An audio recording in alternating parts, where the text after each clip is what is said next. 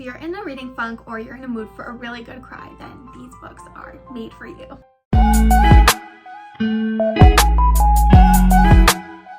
I'm gonna start with Heartless by Marissa Meyer. She also wrote like the Cinder series. This follows the Queen of Hearts before she became the Queen of Hearts, so it's basically like a villain origin story. The character is Catherine, aka the Queen of Hearts, and she has a ton of hobbies, and basically she was just a girl that wanted to find love, and she meets this jester named Jest, and this is basically follows their tale and this adventure that they go on. This book got me into reading. I did not read for years, and I found this book, and this was the first book I read coming back to the reading world, and it made me bawl my eyes out. I read the entire book in one sitting in a few hours, stayed up till 2 a.m.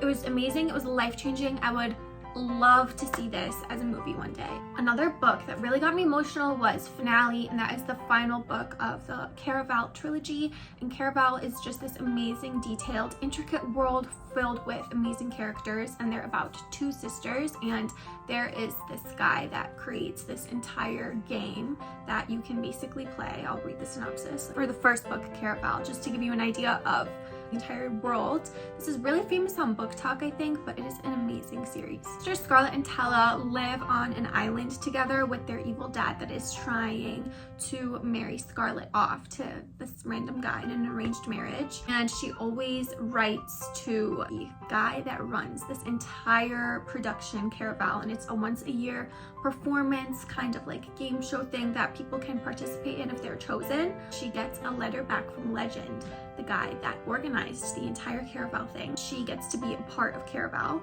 Part of it is basically Legend takes her sister Tella away, and she needs to go through Caraval in order to find her sister again.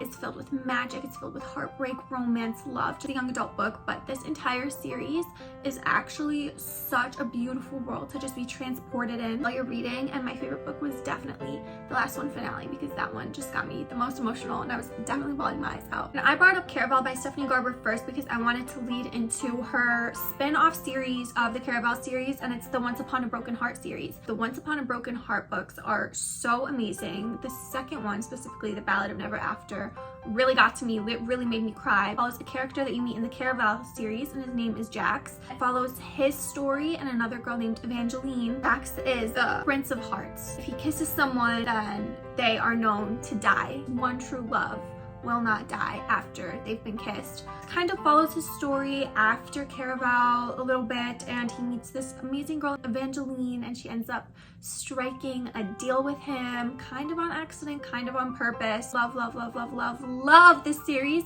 Almost more than Caraval. I don't know why. Another young adult fiction, fantasy romance. If you can't tell, I love fantasy romance. Filled with like a ton of adrenaline, romance. He like me, does he not? What is going on? Actually, Jax is known to be, he's supposed to be a little bit heartless. He's supposed to have no feeling. Love the Once Upon a Broken Heart and the Ballad of Never After. The third one comes out in September, so obviously I'm waiting for it to come out. And I also have a Colleen Hoover book to add to the collection. I like Colleen Hoover because she just gives me Wattpad vibes. I don't know, it just reminds me of when I would be like younger and just reading a ton of Wattpad books. I love romances like that. Reminders of Him by Colleen Hoover is a book that actually made me bawl my eyes out, ridiculously like hard. It was embarrassing. It's basically about a girl named Kenna, not a girl, a woman, a young mother. She has been in prison for the past 5 years, and she finally gets out, and she's just kind of trying to adapt to life after prison, and she's trying to build the relationship with her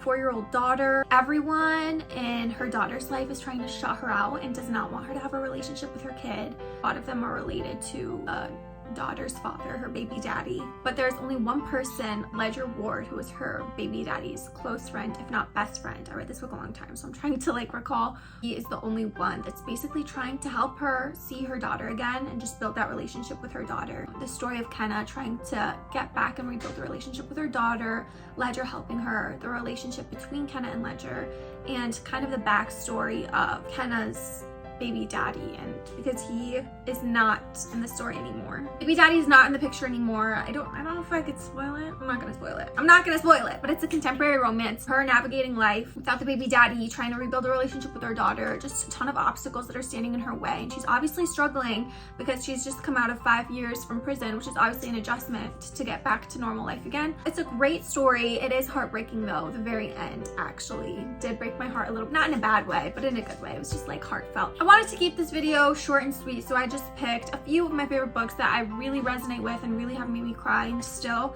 stay with me to this day. So I really hope that you guys read these. 20 out of 10 actually. Recommend the first one. If you read any book out of this video, please go read Heartless. It is so underrated. I love it so much. It is literally cinematic. It is a movie playing in my head. Thank you guys so much for watching. I hope you like these book recommendations, and I appreciate you so much.